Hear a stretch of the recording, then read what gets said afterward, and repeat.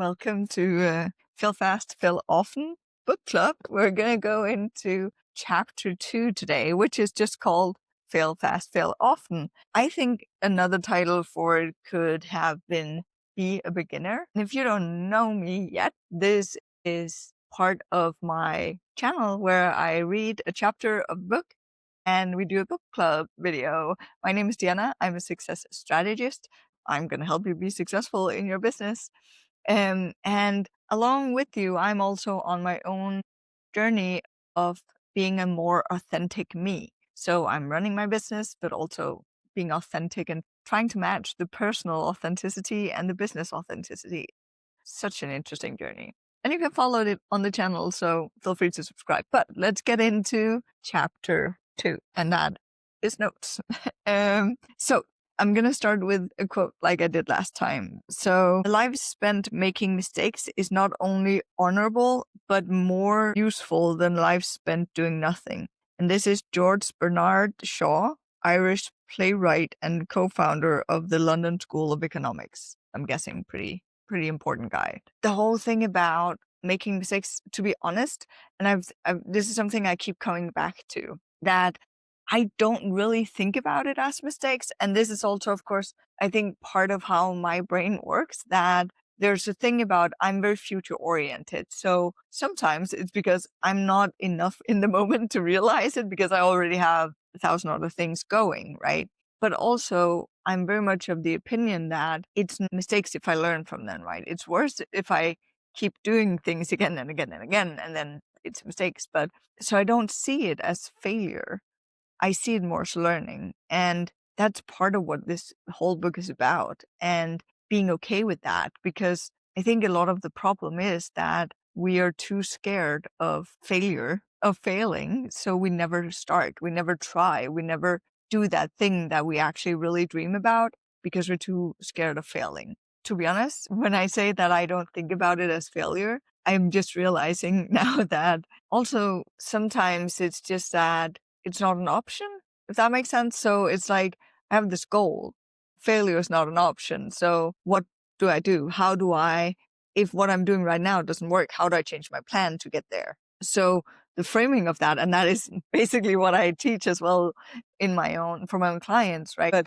But it was just a framing of it, that a plan is super important. So we have a dream and we have a goal, but until we have a plan, it's really not super effective. But one of the important parts of the plan that I am also working with my framework is that it needs to be adjustable. Life happens.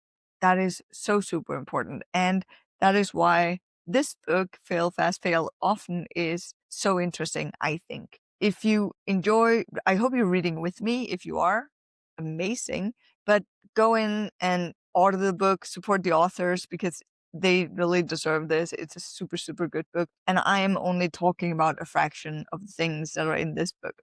But let's dive a little bit more into it. They're starting really strong with a experiment. They're talking about an experiment that Tim Orland and David Whalen shared about. The experiment they're talking about here is that this teacher who's teaching ceramics, and he divides the class on the first day. He divides the class into 2 different parts. And he says that one part of the class is going to be evaluated on quantity and the other is being evaluated on quality. So that means that by the end of the year, they are going to be graded on that. So basically the first group the group of quality will be graded on the very best piece they make, where the group of quantity will be graded based on how much they handed in. And what this research showed was that the group that actually won or had the best grades at the end of the semester was the group who were based on quantity and not quality. And it shows that, or what it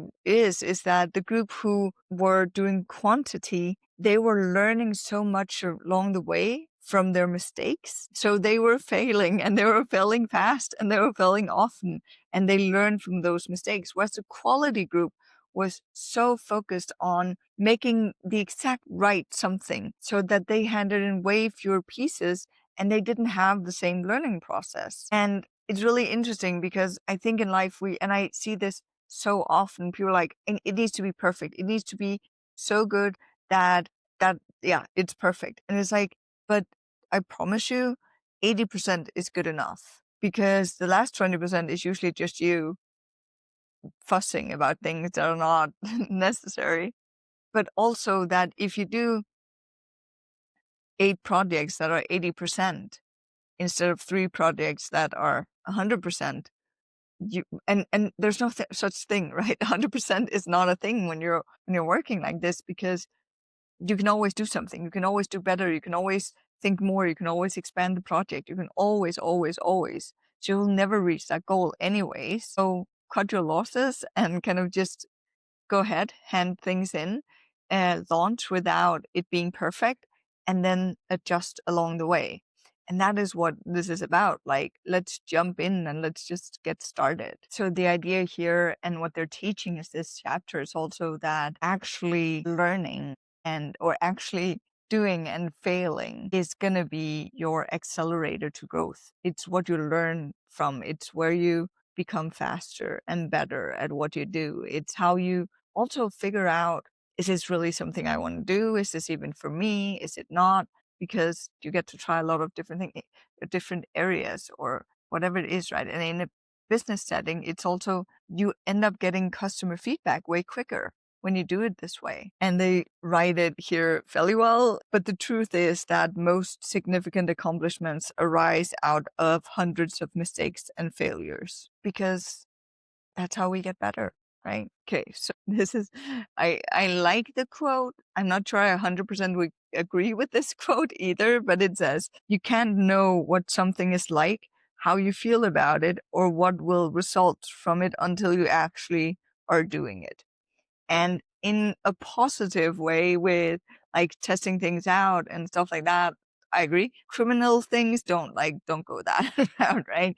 But in general, I think it's absolutely true that you need to test things out. There's something where I have been very careful, and I probably still am in some aspects, even though I love trying new things. I'm also, or have been, can be very impatient in terms of, I want to try something, but I want to be good at it when I try it. And if I don't think I am, I might actually skip it. So it's an important thing to realize about yourself. How does your brain react? How is it that we look at this? And this is part of what they're saying here, is that we actually want to look at this as beginners, and we want to maybe even have a kid's brain in terms of this, where it's more like, I don't know, I've never tried that, I can probably do it, and then learn along the way. So then it's a learning process. So it's not that you're not good at it, it's that you're not good at it yet because you haven't tried it. But as you try it, you get better and better and better. And this is how we develop skills. This is how we also develop new interests. It's how we get new business ideas. It's how we get new potential clients, because we kind of dabble into something that's a little bit on the side of what we would usually do. And this is very well put in an example they have here as well, where a audience member is asking Louis C.K. what to do, because he's starting out as a comedian and figuring out, like, what should I do? Can you give me some advice? And Louis C.K. is being like, no, I really can't. It's all about failing your way there. So go out, be bad, because that's the only way you end up being good. So when you are bad 100 times, you end up knowing what's the opposite of that. So you can kind of use the bad to become good. Then they're also talking about, well, they keep talking about this, right? That the only way to become really good at something is to just start trying and to be bad at it at first. And it's not to say that you can start something new and have a talent for it and have an affinity for it, or that's not the word, but kind of have this idea that this is going to be amazing, and you fall into it. Usually it's because it's something that is a bit similar to something, or you can find some cognitive similarities to something you already know, so that the beginning is not as hard. It's the same, I would guess, at least when you're learning languages. So for Scandinavian languages, Danish, Swedish, and Norwegian are fairly close to each other because everything has been Denmark at once, more or less. But another discussion, not to get into history. But point being, the languages can be fairly similar, meaning that it's most likely a lot easier for a Dane to learn Swedish and Norwegian then it would be to learn Chinese, because the similarities and the cognitive pathways are so similar already to what we already know. This can, of course, also be a problem in terms of mixing up the languages, but it's just to say that it's easier because there are something you already know that you can kind of use in this. It's the same when we're talking about habit stacking. I'm getting a little bit off course with the book here and the chapter, but when we put stuff together that feeds of each other, it becomes easier, right? But a way to kind of also look at this, going back to the book and back to that it's okay to be bad before you become good at something. You can make a sentence around that. This is what they suggest in the book, that saying, before I become an amazing interviewer, that is one of the things that I really want to do, I have to suck at interviewing people. Before I become a really good hobby horse rider, it's a thing. I don't have any plans of doing it, to be honest, but I do have a hobby horse and a hobby horse unicorn thing. Never mind. But let's just go with it. In order to become a really good hobby horse rider, I need to want to start, or I need to become or be a bad hobby horse rider. And I promise you, I would be. So kind of setting these things up to also saying, okay, so when this is a dream and the goal, what I need to get there is to be bad at it first. I need to be willing to suck at it, basically, or at least be open to knowing that it's going to be hard, it's going to be difficult. And also that starting something where you're like, this is not going to be what I'm going to do for the rest of my life, or starting something interesting and then being okay with, oh, it didn't work out, or this really wasn't for me, but I tried it, so high five, right? And it's part of the learning process, right? Because that also opens us up to opportunity. We talked about this in the first chapter as well, and in our video about the first chapter as well, that it's also about the happiness and the joy of then trying new things and then being open to the opportunities that show up. So let's say that I want to try, it's actually something I've tried it. I would love to do more of it, get better at it at some point, doing ceramics and pottery, right? I think I love that, working with your hands and creating and stuff like that.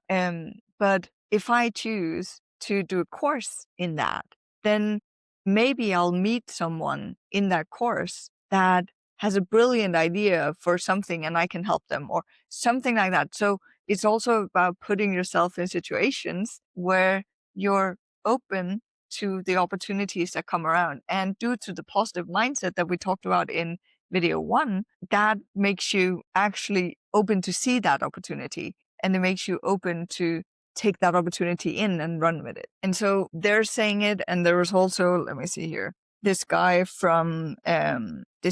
Andrew Stanton, who was the director of Finding Nemo and Wall-E, saying that you really want to fail as fast as possible so you can find out what are the mistakes here as fast as possible.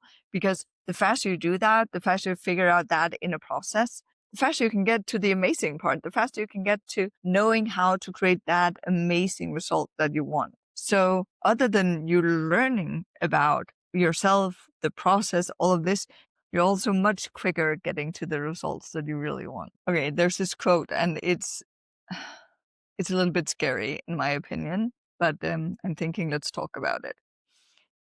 So it starts with, living to avoid failure is a real killer. It destroys opportunity for new experiences and growth. The cruel irony of the fear of failure is that in attempting to avoid failure, people often act in ways that guarantee it. Fear of failure masks itself in many disguises: laziness, jealousy at the success of others, distraction, indecisiveness, doubt, and caution. And that is so scary, especially like the last part, because one thing is to say that, like, okay, so by not failing, by not doing these things, you are actually like making life worse for you. You're trying your best to not fail in life, but the fact that you're not putting yourself out there and doing these things are what's actually making you fail in life, because you're never grabbing the opportunities. And then the thing about, so that's one thing, but then when you go and say like,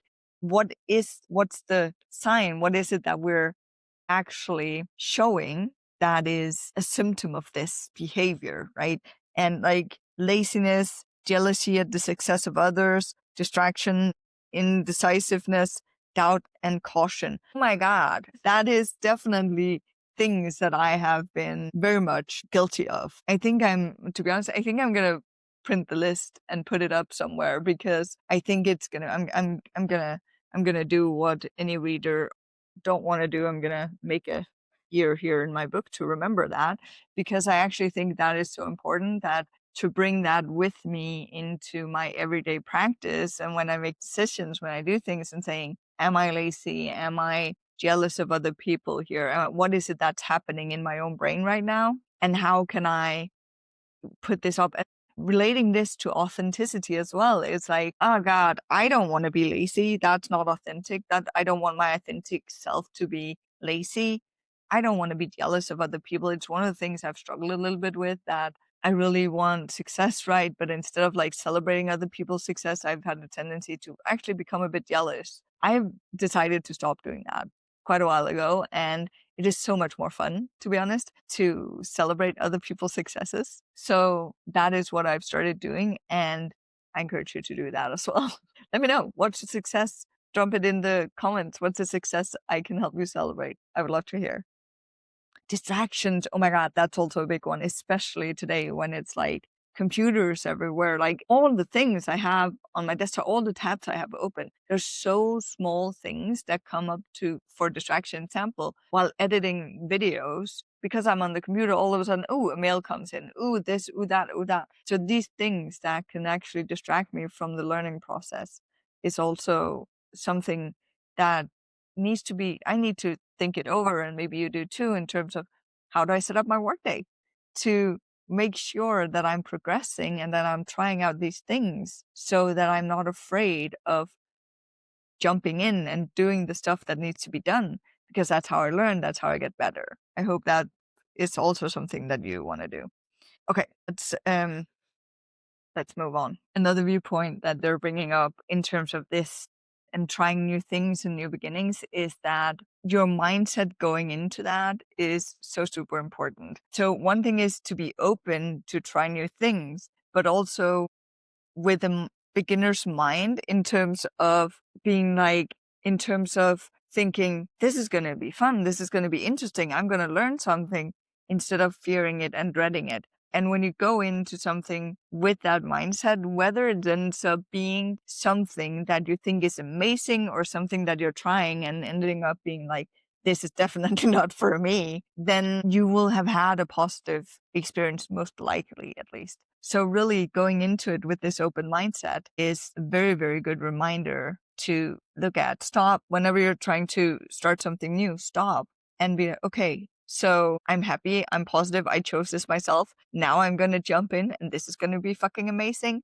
And then at the end of it, if you're like, that was not quite what I had in mind, but at least I tried it. And then that could be the positive. Or looking at each thing that you do and always go in and say, what was the positive outcome of doing this? I can tell you right now, the positive outcome of me rereading this book, for example, which is, to be honest, not something I feared. So I don't know how good an example it is, but it's really enjoyable for me. And it brings up so many things that I already know them, but it's so nice to get them refreshed and just, oh yeah, that's also right, in terms of the different aspects and concepts of this. And there's so many amazing examples in this book as well. So again, I just want to encourage you to read the book itself as well. Okay, so the next concept they kind of dive into in this chapter is actually based on research by Carol Dweck. Ooh. She made research about a group of kids in the 5th grade, where how you frame things affects the outcome. And she had X amount of students, and she divided them again up into 2 groups. And one of them she praised for how good they were. So let me just see what it says here. So for one of the groups, she said, whoa, you got most of them right. You must be really smart. So it was praise on the intelligence of the kids. And for the other group, great job. You must have worked really hard. So that was more of the effort. So it's like intelligence versus effort. Which one kind of works the best, right? In terms of how do you build a good mindset with the kids in a way that makes them want to learn and encourages them to go into the world learning as well. The majority, and I'm quoting here, the majority of the students praised for their intelligence chose to take the easier task when they were presenting with an easier and harder task after doing the first one and got the praise, whereas 90% of the students praised for their efforts chose the more difficult task. So the idea here is that when you are praised for your effort, you're more likely to try something new and you're more likely to do something that's harder because you are the prize to win in that is developing. It's the effort in itself. Whereas if you are praised on your intelligence, then if you do something harder, you're more likely to, in your mind, to fail because it's harder. Whereas you do the easier ones, you'll get praised again because you're really good and you solved almost all the answers, right? So that was the idea here. So if you really want people to develop, kids or grown-ups, in a topic, then it's about the effort. It's not, again, it's about the process, right? It's not about the end result. It's not about the intelligence part of it.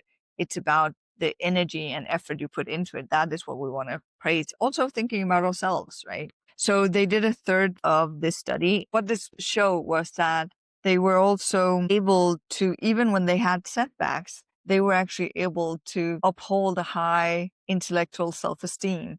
Whereas the people or the kids who were praised on an intellectual basis now would start feeling stupid instead, right? Bad word choice maybe. But the idea here is that we need to, again, judge the process and praise on the process and not the intellect. And the reason for this is that when we're talking about the effort, this gives the idea and the very right idea, I think, that you have control, right? You're the one to choosing how much effort to put into things. But if you're praising on intellect, that is not the same thing. Then intellect is something you're born with, right? So it's not something you can change in the same way, where when you can change, it's much more easy to actually make a difference for yourself. Okay, so I'm going to challenge you again in this video here today.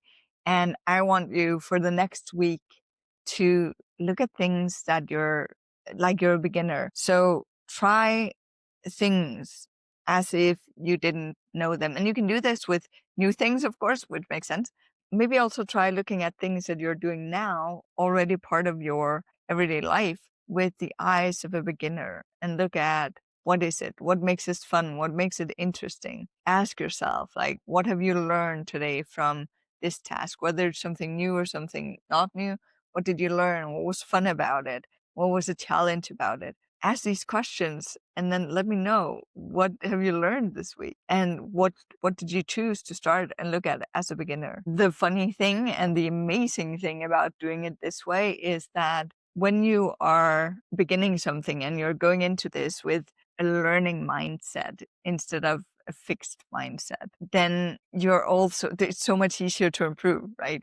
So if you're going in and like, I'm fucking horrible at this, like, wow, that was not the best start. There's so much room for improvement. So already the next time you're trying, if you remember to evaluate, then, hey, here's something that I can improve. Here's something I can make better. And then build on that and build on that and build on that so that you very fast can see progress, which is then celebrating all of the wins along the ways, which is going to make you get to your goal a lot faster as well. And really, failure is kind of what you make of it, right? Depending on the level of it, of course. But the thing is that, yes, it sucks to fail. It's a lot of the time not super fun. And also, of course, depending on what it is that you're failing. But it's also how you view it. And a lot of the time, it's going to be something where you're like, I failed and that sucks in the short run, but in the long run, it's going to be something that's actually amazing because you learn something and then you can take that into the next thing. So you're not starting from scratch again. So you're always getting better and better and better so that even when you're failing, you're actually winning. And when we go back to in the beginning of the chapter, they were talking about that when you're not challenging yourself, when you're not doing anything to not fail, when you're too afraid of failing, then you're also not living, really. You're not doing anything. And they have a few examples here, and I want to read one of them. So living in a stuck in a rut life is like you don't try things that might undermine or invalidate your assumptions. I know a lot of people there, but that also means you never transcend your limiting beliefs. And I think that that is so interesting because a lot of the times we are not aware of our limiting beliefs. So this is again the authenticity journey, learning more about ourselves and learning about where we want to be, who we want to be, and do we really have some built-in code without like for at lack of a better term, but from when we grew up and what we've learned through our family or society that these are limiting beliefs. So if we don't test ourselves, if we don't really go out and try new things and do things outside our comfort zone, we might never experience or notice that we have these limiting beliefs. And I just think that was a little bit mind blowing to get reacquainted with that part of it because it's so true, right? We don't know that we have all of these blinders on a lot of the time. And it makes sense because the way our brain works, it's like whatever it could put on autopilot, it will because it gets so much information in all the time. So we really want to make sure that the thing we share or the things we are aware of are the things that matter. Our brain is made up to actually be aware of danger and things. So if we can put ourselves in a box slash a limiting belief that helps us with our worldview, that helps us be in less danger, so to say, then our brain will do that. But the thing is, we're not living in that world anymore where we are in danger all the time. We're pretty privileged, a lot of us, at least in that sense, that we can live in a world where we could live without those limiting beliefs. The problem is that we're not aware that they are there. So let's dive into that in another video for sure. I want to find someone to talk about this. I want to interview someone about limiting beliefs. That would be freaking amazing. So if you know anyone, let me know. So the last part of this chapter is about failing forward, and they're giving us a bit of a framework to do that. And I think the important part here is, of course, failing forward, the forward part. I absolutely love that part because it's like we want that there's movement, there's action in that part. And so the first thing that we need to do is basically identify our fear, right? So what is it that we're afraid of? Because if we don't know that, it's really hard to tackle it. Then reverse your thinking. So come up with something that you can fail as quick as possible so that you can kind of figure out that it's maybe not that difficult or not that scary. And what is it that you can do to be better at it? And then you do it anyway. So even though it scares you, you're going to do it. You're going to jump in. Let me know, what is it that you're going to do this week that's going to be scary as fuck and that you're going to be a beginner at, and then maybe you're even going to suck at it, but what is it that you are going to do? And then fail forward. So basically learn from that and then do it all over again afterwards. That is the last part of that framework, because we need to keep learning, we need to keep moving. If we're not moving, we are falling behind, right? I think, again, I am such a I'm gonna say sucker for this book so far. Again, I don't remember much of when I read it last time. I just know that there are so many post-its in it. And so far for chapter 2, I am very excited. So also let me know if you have any books that you think would be interesting to go through in the book club going forward. And a fucking exciting day to you. I'll see you in the next one. Bye.